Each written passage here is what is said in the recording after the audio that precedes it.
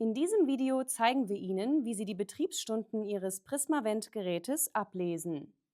Stellen Sie sicher, dass sich das Gerät im Standby-Modus befindet und keine aktive Therapie läuft. Bitte drücken Sie die Pfeiltaste unter Report. Es öffnet sich folgende Ansicht. Bitte drehen Sie nun das Einstellrad, bis der Menüpunkt Gerätenutzung markiert ist und bestätigen Sie diesen durch Drücken des Einstellrades. Nun können Sie die Betriebsstunden ablesen.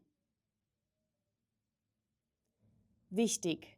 Bitte beim Ausfüllen der Betriebsstundenmeldung nur die Ziffern vor dem Komma erfassen. Über das Haussymbol gelangen Sie wieder zurück zum Startbildschirm.